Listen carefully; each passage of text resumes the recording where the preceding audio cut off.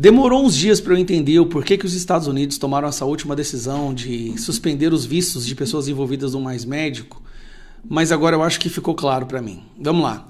Quando vieram as primeiras sanções dos vistos, a Magnitsky no Alexandre de Moraes, a imprensa brasileira, o governo e o STF fizeram um esforço como jamais visto para passar uma mensagem para o mundo de que o Brasil estava sendo atacado por ser uma democracia, que o governo americano estava agindo de forma arbitrária, porque eles são fascistas e nazistas, e de que, na verdade, o Brasil é o verdadeiro defensor dos direitos fundamentais, né, da liberdade individual.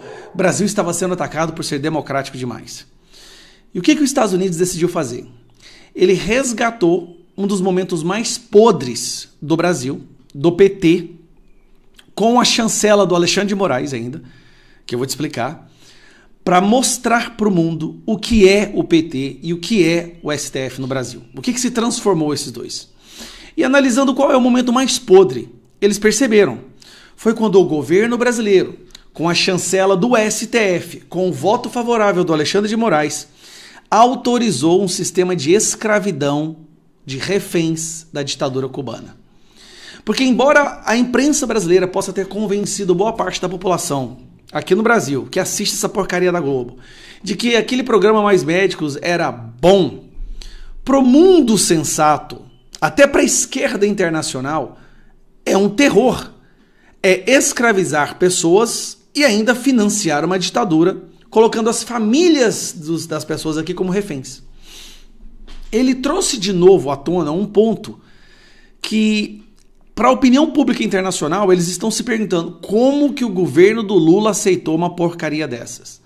E aí, o assunto agora está em voga. Vamos lá, vou trazer aqui para vocês um detalhe interessante.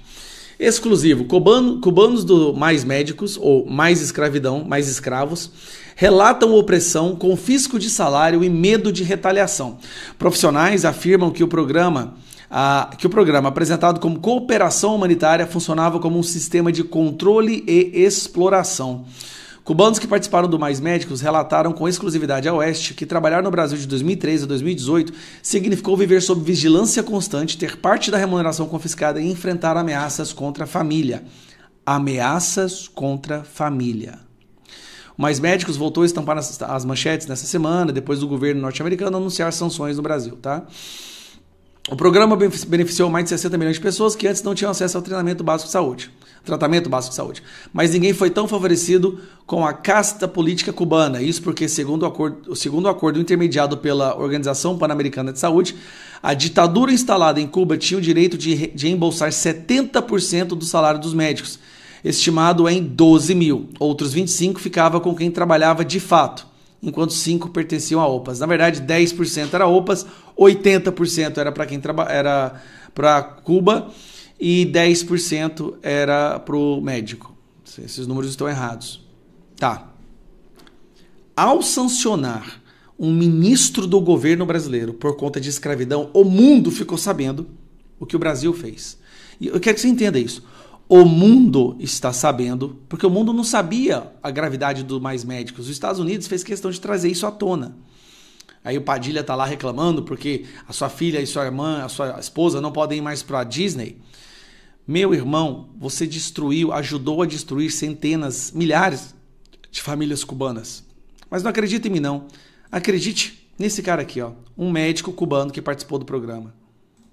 Foi com uma folha e aí a gente assinou e estava escrito lá o salário em cima, 2.000 e tantos reais. A gente viu o salário lá nesse momento, mas a realidade do que o Brasil pagava para o Mais Médico, a gente não sabia que era aquele valor. Quando eu cheguei aqui, que comecei a trabalhar, que passou meses, teve uma colega brasileira formada no exterior que trabalhava na mesma UBS, trabalhava perto de mim, e eu comentando com ela o salário, ela me falou assim: Yasser, é verdade que vocês ganham tão pouquinho? Eu falei: pois é, meu salário é tal. Aí ela falou: meu Deus, eu ganho 11.400 e faço o mesmo que você faz. Então aí a gente começou a, né, no meu caso, eu comecei a pensar assim: meu Deus, que diferença tão grande, mas não podia fazer nada porque eu aceitei isso. Então, o valor, então, iria para o governo cubano e você ficava só com esse R$ 2.900, é isso? Sí, na verdad, el valor iba todo para el gobierno de Cuba. Y a Embajada de Cuba en Brasil, no Brasil, ela depositava 2.976. O dinheiro não entrava na nossa conta como se fosse um depósito do Brasil. Entrava depósito, falava assim, da Embaixada de Cuba. E já eles recebiam os 11.400 e depois repassavam para a gente aquele valor.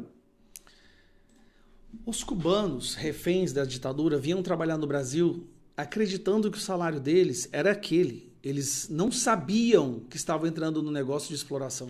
Eles não sabiam que estavam sendo negociados como escravos. Gente, olha a gravidade disso, pelo amor de Deus.